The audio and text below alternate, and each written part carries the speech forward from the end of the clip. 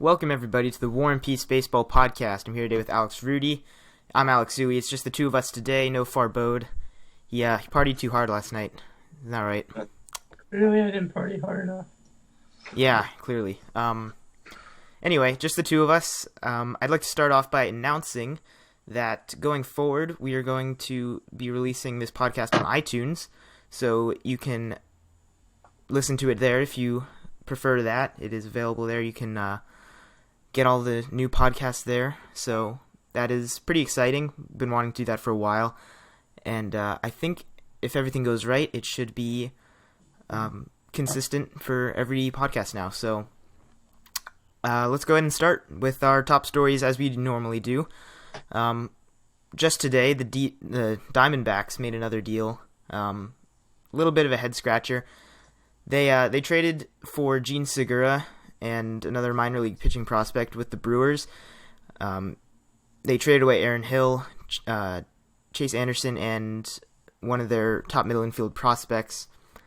It's 6 o'clock. Gene Segura is not really the kind of shortstop you'd think of as a solution for any team. He's kind of that, uncertain potential kind of guy that doesn't really put up big numbers. So I don't really know what the Diamondbacks are trying to do with this deal. It makes a lot of sense for the Brewers, but I don't know what's going on with the Diamondbacks right now. Yeah, I think this just kind of sums up their offseason. Just another really bizarre move, a head scratcher. Gene Segura was awesome 2 years ago, but really, if you take that out of his career, that season out of his career, he's a barely average shortstop. I think it's a major outlier, and you really can't trade for a guy thinking he'll be what he is, what he was his career season. That's stupid. A team should be way smarter than that to think that's what they're getting. I guess it was nice to hear of Aaron Hill's contract, and Chase Anderson's really nothing to worry about. He's a 28-year-old league, fifth starter at bat, probably fifth starter on those teams. But Isan Diaz, who's the middle infielder prospect they traded, is 19 years old. Hit 360 last year with 13 home runs, 51 RBIs. It was the Pioneer League MVP. A lot can happen by the time it makes the majors, but I mean, that sounds pretty damn good to me. The other prospect they got back is 25 years old. It was terrible last year in the majors, 7.24 ERA in 3 starts. I mean, this is why they think this is a better solution than just spending their money on Ian Desmond. I'm not sure. They're just a very perplexing team. I mean, it's not like Chase Field is in any better hitter's park than Miller Park, yeah. So I don't know. Yeah, it's I'm really disappointed in this team and what they've done with their depth, and this just continues that trend. I mean, I really don't know if Gene Segura is honestly any more of a net positive on team than Nick Ahmed or Chris Owings are. Yeah, and that was one of the things I was going to mention, is that the Diamondbacks do have a better defensive shortstop in Ahmed and produce slightly better offensively, even though it's pretty subpar in general.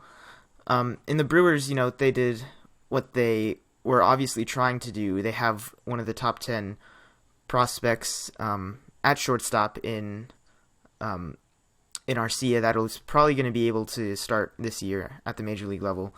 So this makes perfect sense for the Brewers. They add a few more pieces just to fill out their roster for this year, and then, as you mentioned, another top middle infield prospect for a little bit later down the line. I think the Brewers have done a very underrated good job with the rebuild so far.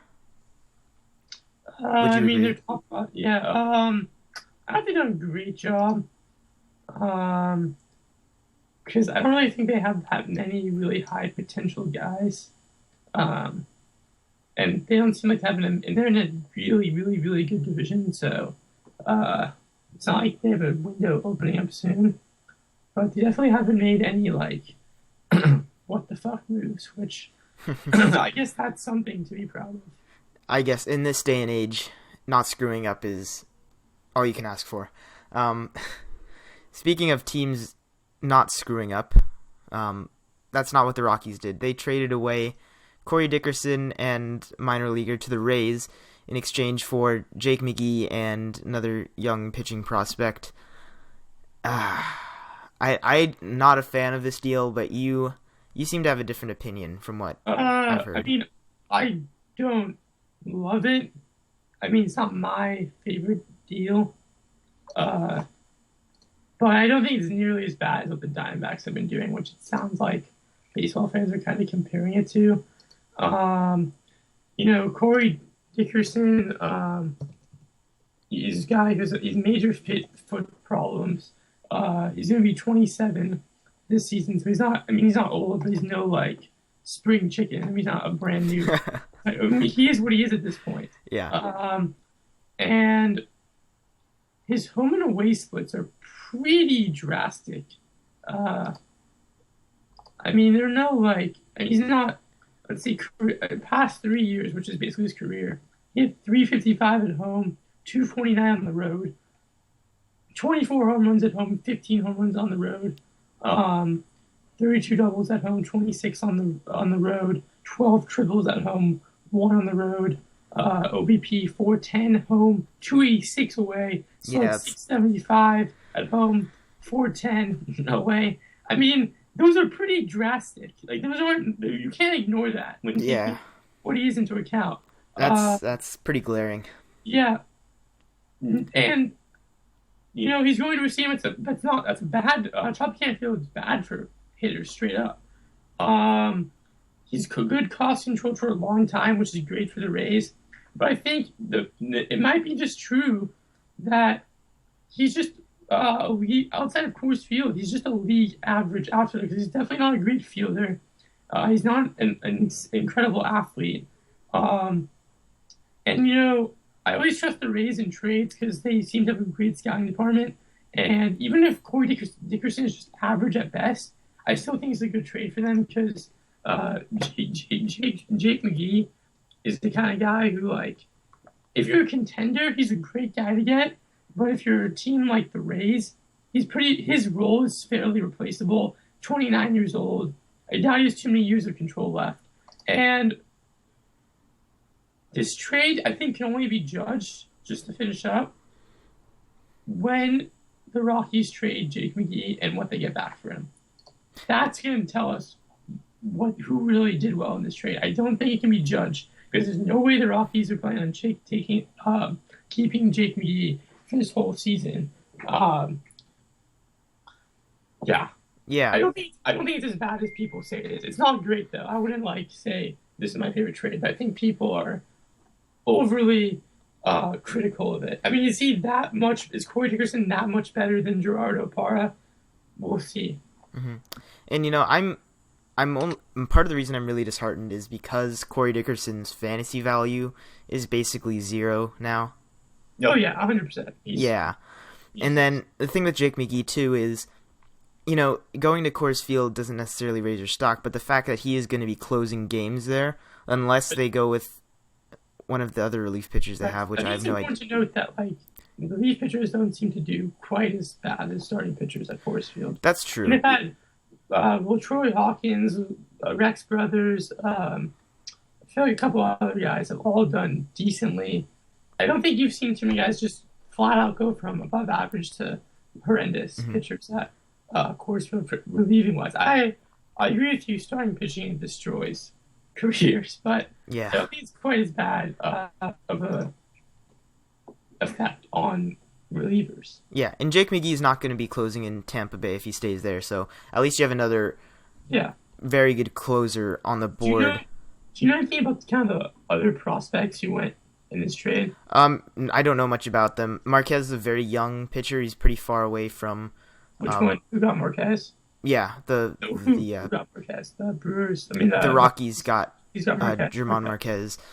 In the Rockies prospect, I don't think is top 10 in their organization either, from what I've seen. So, those are just kind of throw-ins. I mean, nothing to look at that's tangible yet, but I think it's just disheartening because Corey Dickerson basically loses all his value, And, Jake McGee is clearly not going to remain a Rocky. So, we'll see if they can get something better than Corey Dickerson in return. So staying on the topic of the Rockies, I recently wrote an article about the course of action the Rockies should take with the rebuild. You can find that on our website, by the way, which is in the link in the description below. I will plug that right there for anybody that wants to check that out. And I spent a lot of time on this article just because I like to think I know what most teams are doing or trying to do. The Rockies are a team that have zero direction, so I kind of picked a direction for them, and it's a little bit unconventional. The title of the article is The Radical Rockies Rebuild, which basically is because my approach states that they should not focus at all on starting pitching, spend all their energy on acquiring solid, young, high-potential hitters, and spending free agent money on hitters only, and pretty much ignore pitching altogether. I mean, they have some pitching in their minor league system right now that's okay, but it's nothing special. I think they should just stop trying because, as you mentioned, pitching is death in Colorado.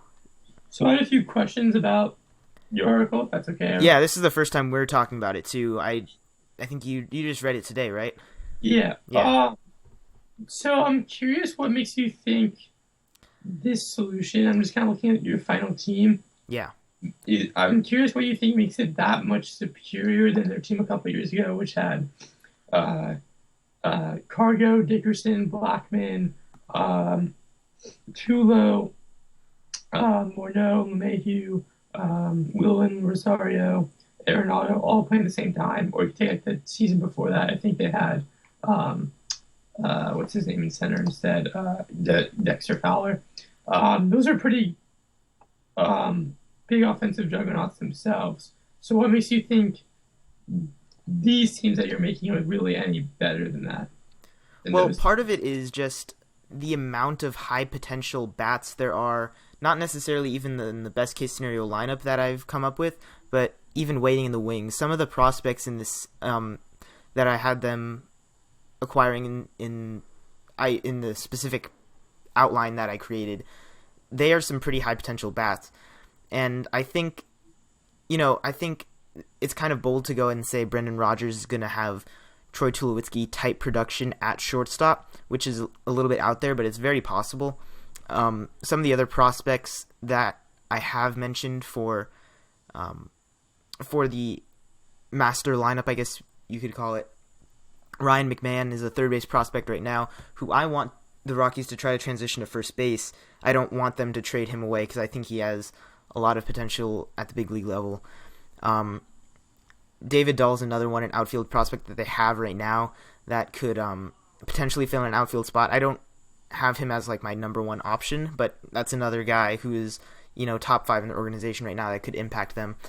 I'm going to go ahead and talk about one of the more interesting pieces. Wait, you didn't really answer my question though. I'm just saying there's a lot of big potential in these bats that I'm describing. You see my point. As of right now, it's had what you're describing at one point, and they weren't good anyways. No, I think the potential that is in these players that I'm describing here has a lot higher ceiling than guys like Charlie Blackmon, Corey Dickerson. So you think they're like perennial all-star level players? Potentially, yes. Okay. And I mean, go ahead. Sorry. I think that's a bit overly optimistic. But part of it is overly optimistic, but there's a lot of depth in this team that I kind of created for them by the 2018 season. So it is very, very likely that at least one player at each position could have that kind of production, and they have very, very high ceilings for some of these players. Another prospect that I'll mention really quick is Max Kepler, who I said would be good for from the Twins if they were to trade Jose Reyes and pitching prospect Kyle Freeland. That is another guy who has a very high ceiling and has shown signs of improvement as of right now and has potential to be one of the top tier corner outfielder or first base, depending on where you go with that.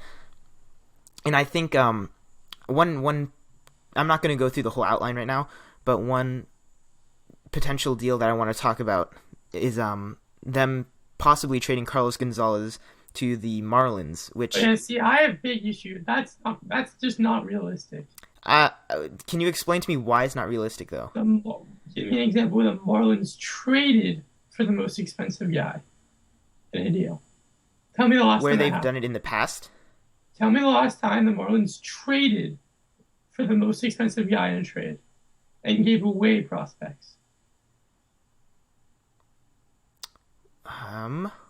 It's never happened. Yes, exactly. That's true, because for the most part they do spend big money on their free agents, and yes, it's not realistic.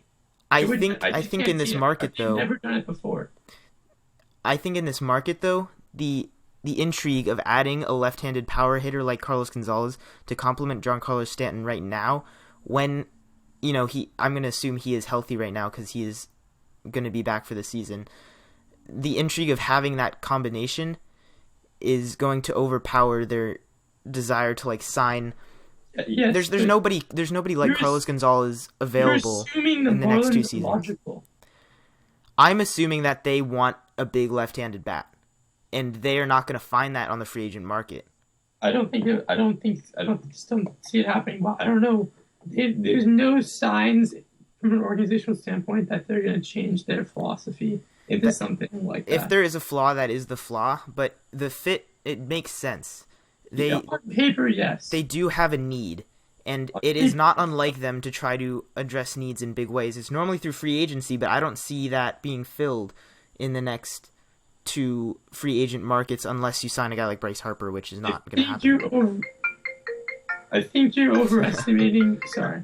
Go ahead and deal with that. It's fine. Hello? Okay, well, I'm alone again. I'm sure we'll talk a little bit more about that potential there. I might as well go ahead and read out what the final team I've kind of created will look like. I'm not going to go through the whole process of getting them, but it is relatively straightforward. There's a little bit of assumption. There's some assumptions and some wishful thinking, but sorry about that.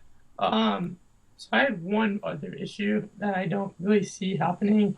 Yeah, sure. This article. Yeah. And overall, I think your plan, I don't personally agree with it, but I think it's solid and it could definitely work.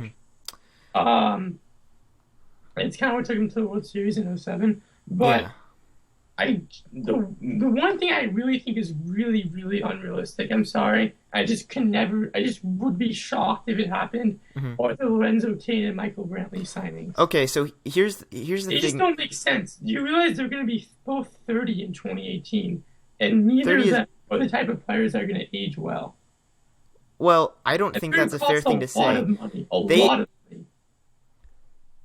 It is going to cost quite a bit of money, but when you look at how little they're spending on other players at this time, it's very reasonable. That's not how it works, though, dude. Teams don't change their minds like that to suddenly start spending money after being cheap for years. They haven't been. You realize that when they realize they have something, they will spend money. And the recent examples are Tulowitzki and Carlos Gonzalez extensions, which clearly didn't work out very well. Those aren't free agents. I know.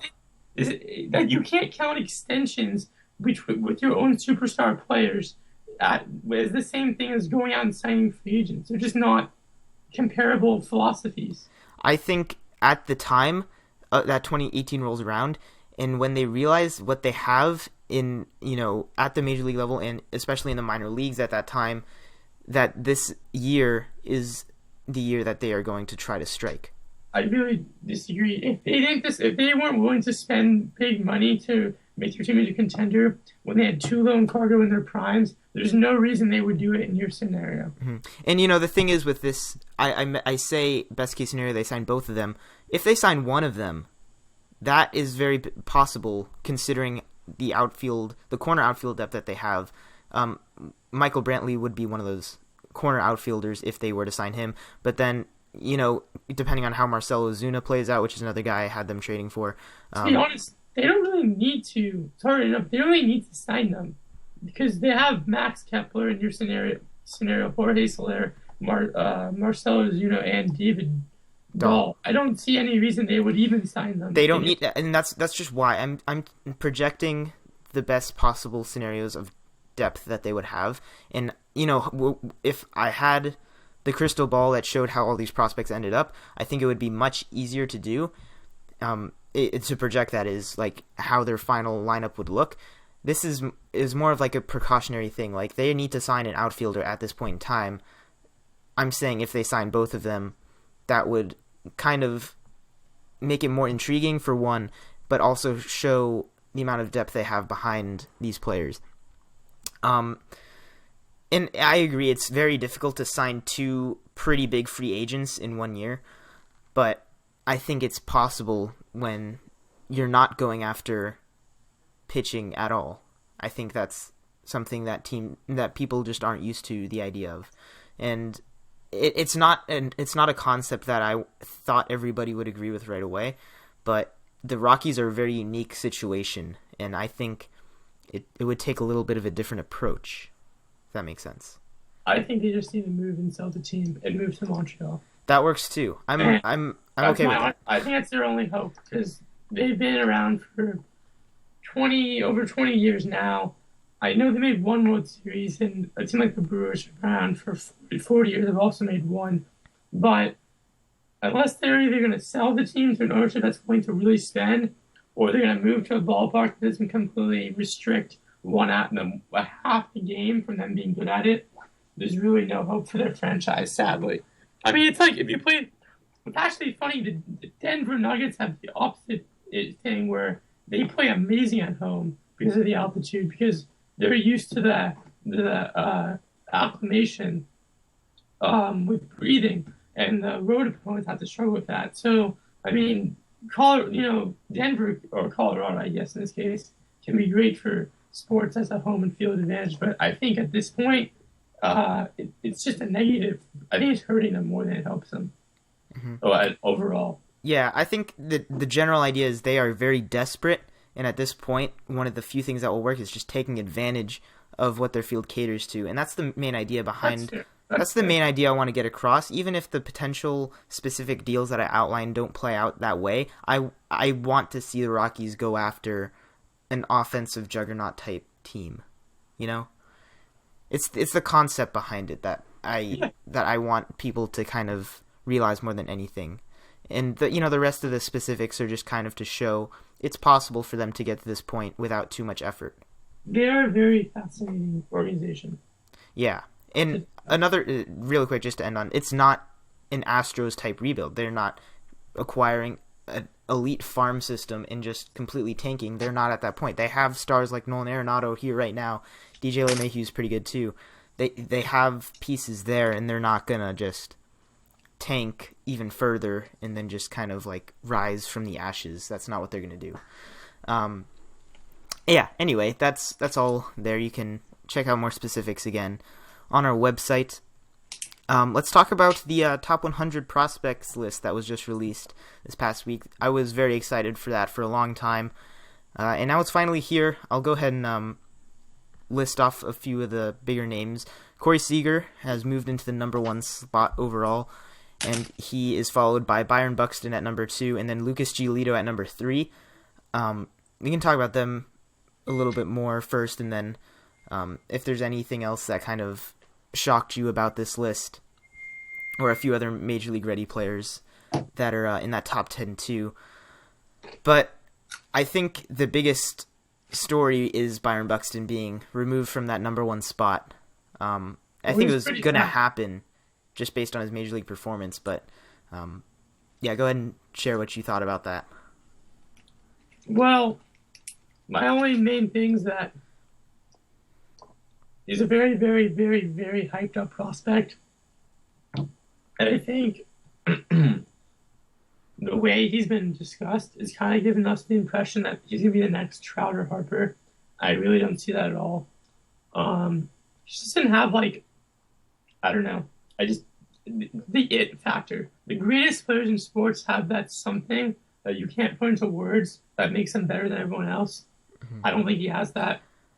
I'm going to go ahead and argue that really quick just by saying I think he has that it factor, but it's not in the way that Mike Trout and Bryce Harper have that it factor. The biggest separator between them is power, and that's clear. Byron Buxton's going to have some power, but it's not going to be 40 home run power. I think the biggest, eye-opener for him, or like the biggest it factor, is his athleticism. I think he is more athletic than guys like Bryce Harper and Mike Trout, just in terms of raw speed and just raw ability, except, of course, as I mentioned, in regards to power. I think that the bat will come, the average will come. He has hit before. You have to be able to hit to stay at a number one prospect for that long. And I think that he's going to tap into that ability in a different way than Mike Trout and Bryce Harper have. And I know the power is really attractive, but I think Buxton's going to be here's the thing. He's a legacy 22, player. Yeah. Which is older than both those guys were when they debuted in the majors. Yeah. He had 129 at-bats last year. He had 27 hits and 2 home runs. That's awful. That's horrendous.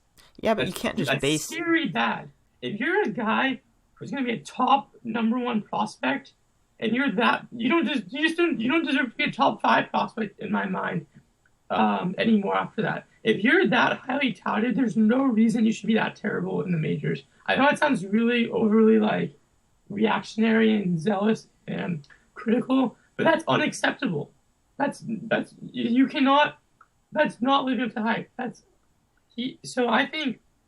I mean, I've just been very disappointed with him as a player. There's no reason that someone who's this highly touted and sought after should struggle that much on the major league level. And he's not. He is young, but he's not so young that you can just say, "Oh, he's young. He's not used to the competition." 21 is young, but if you're a top prospect, you should be replacement level at least in the major leagues. Yeah, and I think the main difference is that he doesn't have that ability to just turn it on right away. He is going to have a bigger learning curve. Sorry to interrupt, Miguel Sano is the same age, and he crushed. That's true. That is an example of a prospect overperforming, in my opinion, because he just absolutely tore it up with in average too. He didn't strike out nearly as much as I think people projected, and the power numbers obviously were going to be there, but he hit for a very, very promising average. Like, nothing is giving us the signs that Byron Buxton's going to live up to the hype. I think just his raw athleticism is going to... That's meaningless. It is not meaningless. Athleticism means nothing in baseball. There are so many guys who have amazing raw athleticism. There's so many. He is a guy that does have the ability to hit for a higher average than he has. Tell me why he won't be the next Austin Jackson. Not that Austin Jackson was ever this highly touted as a prospect, but just tell me why he has this. What he has shown that he's going to be have a better career than that. Okay, so first of all, speed alone is going to make him more valuable than Austin Jackson ever was. Like, he can immediately be a D. Gordon type impact on the bases, like right away. Is that fair? He had 2 stolen bases last year in 46 games, so no, I would not say that's fair. I think he's going to steal a lot more if that's the case, because he has... Okay, but I know I'm cherry-picking a very small sample size, but, none of his skills showed up in this season. None. That has to count for something. That does count, and it's just so... It's discouraging because we want to see it, but you can't just deny that all of it is there. All of the potential is there, and that's what prospects are all about, right? It's potential. I just think he's not going to live up to the level that people think he is. I think he'll be a good player. I don't think he'll be a superstar that he's being described as. Yeah, I mean, that's fair. I mean, I think it's unfair to expect that from most prospects out there, just because we've been spoiled by some really, really special players. 100% true. I agree. I just, okay, let's move on to... Yeah, we don't want to make this the Byron Buxton show. A couple other things I thought were really interesting that you mentioned to me. Yeah. Was that there were what 7 shortstops in the top 30? Was No, that there are okay. So there are 13 in the top 50, I think. There's 13 like, top 50? and there's 7 in the top 20. Okay, and then the 11th ranked out of MLB.com's top 10, Jorge Mateo, so the one guy, the best of the rest, I guess. Yeah, He's 30th. yeah, Like, I think that needs to be. That's mind blowing that the guy who couldn't make the top 10 position is 30th overall out of the top 100. That's insane. it's a really strong shortstop class. Even And after it's graduating, good. even He has the after best speed graduating, in the entire top 100 prospects. That was what they said he had the best for the best tool of speed. They ranked him. I mean, that's which is insane. funny because like shortstop is a really, really, really weak position right now in the majors.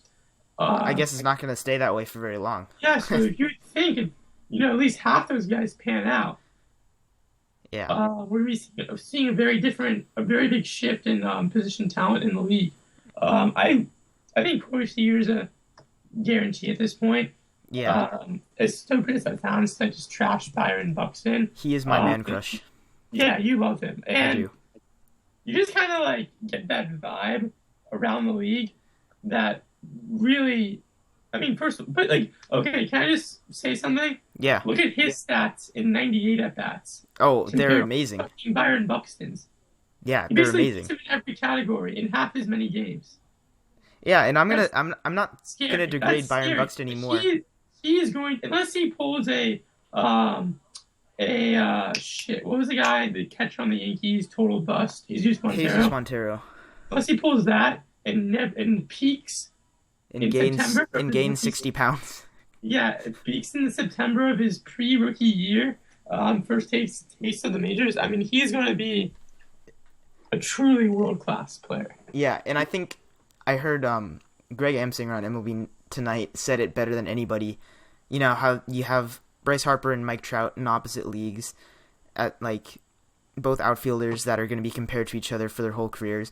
And he said that's going to be Corey Seager and Carlos Correa, and I completely agree with that. They are going to be the mirror shortstops in opposite leagues that are just going to be kind of be amazing. It's going to kind of remind us all of the like the Nomar, Jeter, A-Rod, Miguel Tejada generation of shortstops. It's exciting. So only a couple more guys to really complete that, but we certainly have two of the two guys who I think are going to be who look like they're on the way to that level of play. Yeah. So there's a lot to look forward to. So yeah, I just had one more really interesting. I thought was that I think for 3 or 2 of the I think like when they ranked by like skills, they think of sorry, Lucas Giolito. I think they had the best fastball and the best curve. Yeah. Plus, I think he's clearly the best ranked pitcher. Him and Urias are going to be the real deal. I mean, I think the Nationals, when you think about it, they have Trey Turner, who's 11th. Yeah. And they said that he has some of the best speed, plus Lucas Giolito, plus Harper, plus Rendon. So there's a crowd of 4 youngish players. Plus Michael Taylor, who I know you don't like. Plus Michael Taylor, who I'm not a fan of, but still young. Plus Tyson Ross. Joe Ross, sorry. Sorry? Tyson Ross is still in San Diego. You're thinking of Joe Ross. Who's his brother? Joe Ross. Sorry, my bad. So they have like a young core there. Like I guess young is a bit of a stretch since they're all like. No, I think young is a very fair word to use. So you're not off base there. Signings. You cut out a little bit there, by the way. Sorry. Young core, we got it. Nice combination of young and old. Yeah. With the Nationals. I really like. I think the David Murphy signing was a weird use of money to address not really a true need. I felt that about the Daniel Murphy signing, actually. That's what I meant. Sorry. That was kind of a weird use of resources. Yeah, and we've talked about that before too. Bad, especially if you think that Ryan Zimmerman's kind of done as an everyday player. You can kind of maybe see they can work the lineup around that, depending on switching some guys around. But I just think they were really good considering they're probably one of the most disappointing organizations the past 3 years, since on paper they had probably the best team of the past 3 years. And missed the playoffs Never last been- year. Yeah, What? they missed the playoffs last year. That is a Yeah, disappointment. like I'm saying, I think if you take who had the best roster overall the past 3 years, I would say they probably would be the favorite to make the win the World Series.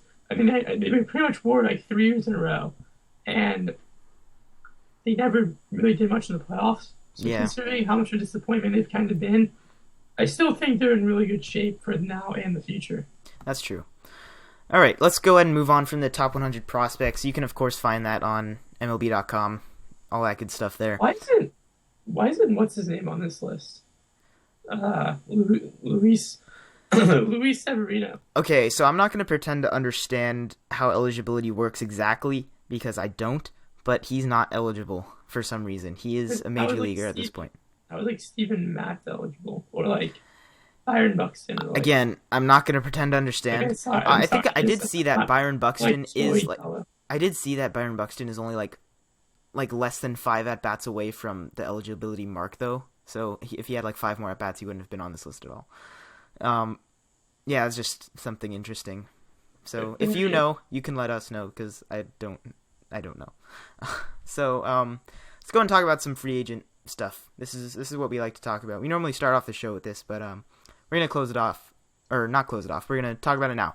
So the Dodgers re-signed Howie Kendrick to a 2-year, $20 million deal. Great deal, love it. Yep, they kind of needed it at this point. Traded away Jose Peraza. You know, they needed a second baseman. Said and done, they got him.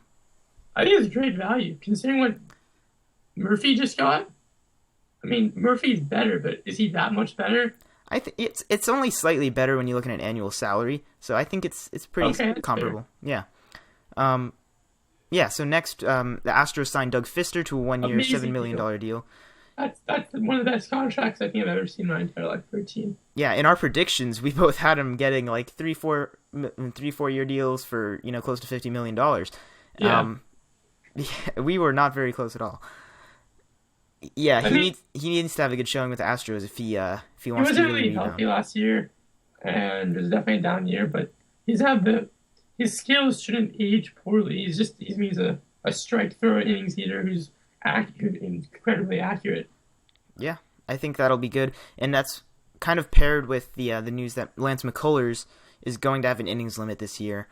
I think that's fine. They have 6 usable starters, and they said they're not going to use it as like a cutoff. Most likely, they're just gonna give him breaks, whether it be around the All-Star break or just in the middle of the. Oh, I like that a lot. That's a lot better. So you're saying throughout the season they'll kind of rest him from the rotation instead of like getting him off at the very end. And I'd imagine they were going to use him in the playoffs regardless, because that's reasonable. They're not going to Steven Strasburg him. I'm surprised more teams don't do it that way. It actually makes a lot more sense now that I kind of think about it. Yeah, give him a couple extra weeks off around the All-Star break. Yeah. And, it can do really good things for a pitcher. There are some really big names still out in the free agent market that could really help a lot of teams right now that need some positional fill-ins. They could use these guys. There's teams that have needs, and then there's free agents that fit those needs, and they're still there. What's going on? So let's talk about a few of them. Giovanni Gallardo, first of all. Excellent starting pitcher. Had an amazing year last year. The stats a little bit elevated above what the deeper stats would show, but still a very excellent pitcher. Can be a 3 in any rotation, I think. So where do you see him ending up? I personally think the Rangers are probably going to go ahead and re-sign him just because they could use another pitcher.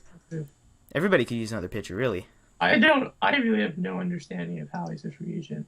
I mean, I just don't get it. I mean, I've never been the biggest fan of him, but the dude's career ERA is 3.6. That's from pitching in Miller Park and Arlington Stadium. Those were not good pitcher stadiums. Yeah. I mean, he's 29, so he's not like he'll be 30 in a month. But for a free agent pitcher, that's not unreasonable. He had a career year basically last year, or a career resurgence, I guess. I'm flabbergasted. I think he's really attractive. I'm surprised how Ian Kennedy was signed before him. I cannot believe. Yeah, that's pretty crazy. Uh, maybe there's something deeper in the stats that you can't really see. No, there Uh, there is. I've seen things that show that he's not as good as his like surface level stats show, but he's still a very his FIP, productive pitcher. his FIP was 4 last year, which is considerably higher than ERA, but Still a still, productive I pitcher. mean, I would love him on the Yankees or any team really. He's just Yeah, Mariners are another team that come to mind that could use him. a be a good fit. I mean, there's really, like you just said, there's A just lot a of solid teams could guy. use a pitcher. Yeah. A lot of teams. Ian Desmond is the next one, who You a see, lot. I'm if I would pick one guy to still be like one major guy to take the longest to be signed, I would pick him because of last year, which makes a lot of sense. Uh, but simultaneously, when the dude is not, the dude at one point was arguably the best shortstop in the major leagues. I don't So ever think he got to that level, but he was definitely top five consistently for a long time. yeah, Yeah, and it's the power. He's a power hitting shortstop, and those don't exist in today's game really anymore. How can you just pass it up when he's there for you? So what? The defense is not what you want it to be. He still has great athleticism, great arm strength. He's not gonna like. I just don't know. Like nobody wants him. Nobody wants to touch him, and like I've seen a lot on Twitter about people saying he has like attitude problems because there's been a few instances where like he doesn't run hard to first base or whatever. Okay, whatever. He's a power hitting shortstop. Look at the numbers. Look at the projections. Like he hit 19 home runs last year in a pretty down year. That is like second most among all shortstops last year. So he's being I gotta brutally think that ignored. this page are asking for more money than any team thinks is reasonable. That has to be part of it. I can't think of it right now. It's a bit much to think of He because strikes out quite a bit more than he walks. that's okay. So do a lot of people. He's a I'm power just trying hitting to find shortstop. reasons, man. I mean, he had 3 years in a row or he had 3 years, yeah, 3 years in a row where he had 20 plus home runs, 20 plus stolen bases, 70 plus RBIs, 30 plus walks, 30 plus around about 30 doubles. Yeah, there's no 70 reason plus this guy. runs. There's no reason he's not going to be a 2020 player this year for wherever he plays.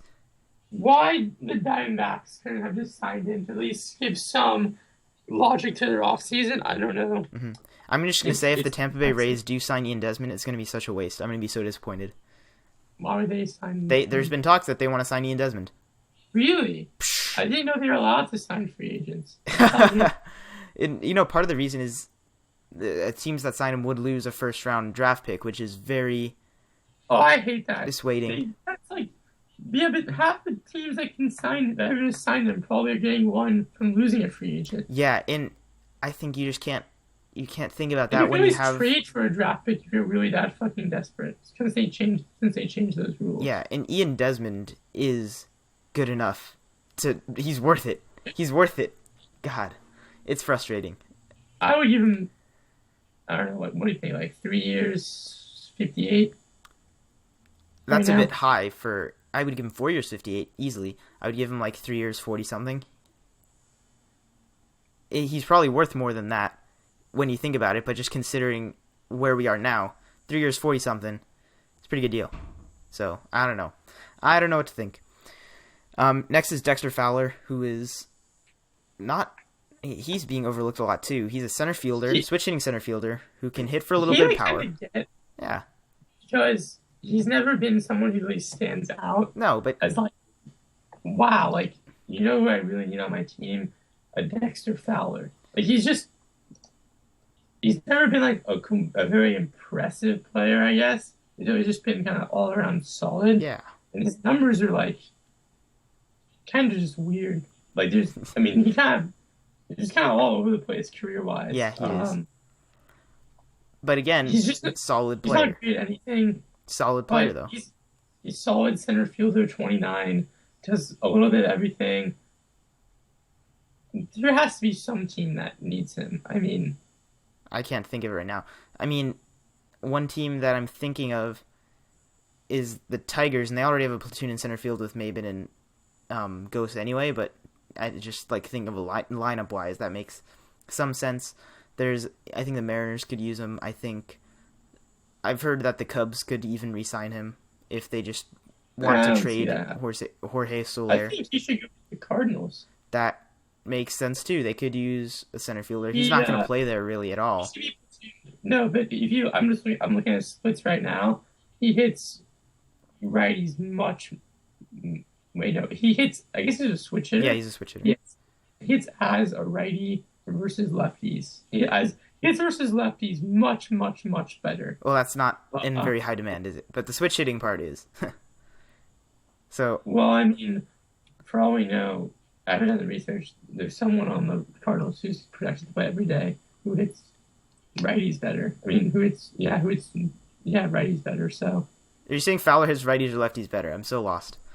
Fowler, as a right-handed batter, hits lefties much better than as a left-handed batter hits righties. That's true. So he'd be a prime platoon guy. Yeah, sorry about this. Hold on a sec. Does that make sense or no? Hey, I can't talk right now. I'll call you in a sec. Sorry about that. Yeah, it does make sense. Sorry. Okay. Kind of left you there. God, what's with people calling us right now? Jeez. I think but I don't see him willing to do that, to be quite honest, considering. Yeah, I mean, he probably got himself as a starting caliber top fielder. I think he will somewhere. You know, even if it's. I kind of see him signing. He's willing to go he's willing to kind of take like a funky deal. Maybe see him going like the A's. Yeah, I could see that too. You know, he's like an A's type of guy. He seems like it. Yeah, I can see that actually. One more guy we'll talk about really quick: Tyler Clippard, good relief pitcher out there still. Yeah, there's a lot of teams that need relief pitching, so we'll leave it at that. He's still out there though. Somebody do something about that. Sign him up right now. Yeah, so that's all we got there. We do have teams of the week that we should talk about, but we're running out of time, so we should probably just run through those really quick. One of them is the Mets. Amazing starting pitching. Yoenis Cespedes, yay. Weird outfield. Weird outfield. Don't block Conforto, please. That's all I got. I don't know. They're going to have an interesting defense, pretty much. Yeah. Yep. I feel about that. Wilmer Flores cried. There you go. The other team, the Marlins, who we kind of talked about a little bit when we were talking about the Rockies somehow. So they're like you know how we were very frustrated with the Diamondbacks this year? Yeah. The Marlins are like wannabe Diamondbacks. All-time greatest version of that. Like they're the greatest of all time of frustrating teams who waste talent and mismanage themselves. Yep, they have arguably the most talented player in the game in Giancarlo Stanton. He hasn't stayed healthy. Nothing's happened. Arguably, when he's healthy, the best pitcher in the game. I wouldn't say he is, but you can make. Yeah, you can definitely make that argument based on his numbers. They have. If you look at their lineup, they have a starting caliber player at every position except for maybe first base. I like Justin Moore actually. He's not bad. So. Yeah, he actually had a very good year last year. Or very fine. He's good power. Solid power. Their pitching isn't anything to die. I mean, anything to scream about. It's nothing horrible. Don't scream about pitching. There's no reason this team should be as mismanaged as it is. I mean, they have a lot of talent. If they wanted to, they could be a playoff team. I agree. If they wanted to, if they chose to. I mean, Christian Yelich, extending him was a really weird move. I don't get it. I'm still pondering that. Because I just don't know. Like, he's okay. He's, like, really good defensively. He's, like, okay. He's really, really good. No, he is. He's amazing defensively. People love him as a player, like, a lot more than his stats show. Yeah. And that bugs me. That bugs me.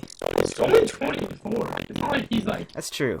You know, he's not on his deathbed. That's true. So, but like, he's a bit of an offensive disappointment so far. And Marcell Ozuna, I'm just gonna assume he had some issue that stats don't show last year. The guys don't just suddenly become horrendous ball players at age 25 from one season to another. Yeah. It's just not how it works. Unless he has a major flaw in his swing that opposing teams I think found. it was a weird situation. He struggled. They sent him down to the minor leagues. He got really mad, and that was a weird way to handle him. They didn't really have anybody to like replace him. They just kind of sent him down. Dexter Fowler to the Marlins. There you go. I solved 2 problems there. They're an interesting team. They were the Miami Marlins. I just like took that name away. Like, wow, this is a really cool team that has a lot of potential. And so if you sign a couple stars, a couple relievers, they could be really good. But Ballpark's the too. Marlins, and they'll find a way to fuck it up. And Jeffrey Loria is a horrendous corner who's going to trade Stanton for 2 cashews and a used button. So Okay, that's an interesting one there. I don't think I've ever heard that one. That's what was that? 2 cashews and a used button. I'm gonna save that one. I don't know what the used button is. I'm gonna save that one because I really like that one. Even their bullpens are like pretty fucking good. Yeah. You have 2 really good pitchers, Carter Caps and Yeah. AJ Ramos. And Ichiro 3000. We'll close on that. Ichiro 3000. I mean, Make it happen. it kind of just makes me sad the more. They have Jeff Mathis too. So it's I think he's a free agent actually. Or did they? No, they re-signed him. Yay, Jeff Mathis, so. backup catcher for life. All right. I mean, he's 32, still in the majors with no real skills. That's impressive. Good for you, Jeff Mathis. Yeah. All right. That's gonna do it for our podcast today, though. Thank you all for joining us. As always, feedback is very much appreciated. You can email us at warandpeacebaseball@gmail.com. Follow us on Twitter and tweet us there at WPB_podcast. Again, check out our website, which is in the description down below. We got some articles and other cool stuff there. This podcast is going to be on iTunes starting next week. And actually, even this one will probably be on iTunes. So we'll see how that all plays out.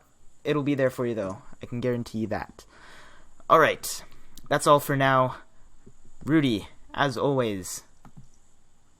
Peace. You sound confused. This is, with authority. Peace. All right, better. Peace. Peace. Peace.